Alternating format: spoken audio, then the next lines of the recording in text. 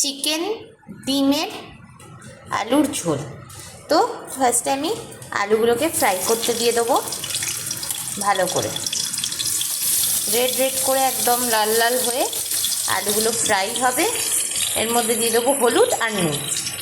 Mix করে ডিমের ঝোলটা বানাচ্ছি, সেই জন্য একটুখানি গাজর, একটু ফুলকপি, একটু পেঁয়াজ সব একসাথে ভেজে নিচ্ছি। আমি রসুন দেবো না এটাতে, একটু আদা দেবো আর পেঁয়াজ দিয়ে বানাবো, তো সেই জন্য সব হালকা করে লাল লাল করে একটু ভেজে নিচ্ছি। আলু আমার অলরেডি ভাজা হয়ে গেছে, তো এবার এই সবজিটা আমি ভেজে নিচ্ছি।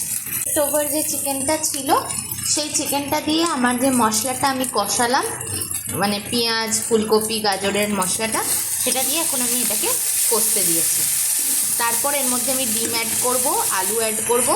ফার্স্টে আলু অ্যাড করে এটাকে ভালো করে বয়েল করব, তারপর লাস্টে ডিম অ্যাড করে নামিয়ে নেব। আমি এটার মধ্যে অলরেডি আলু অ্যাড করে দিয়েছি। এই যে আমার আলু, এই হচ্ছে আমার চিকেন, এই ফুলকপি, এই সব দিয়ে আমি এটাকে ভালো করে সেদ্ধ করতে দিয়েছি। ফার্স্টে এটা ভালোভাবে সেদ্ধ হবে, বয়েল হবে। তারপর আমার এখানে যে ডিম বয়েল হচ্ছে সেই ডিমগুলো আমি অ্যাড করব। প্রোডাক্ট ইজ রেডি, চিকেন দিয়ে ডিম আলু ঝোল। সো দেখতে পাচ্ছেন কালারটা ডিশটার। So finally it's ready.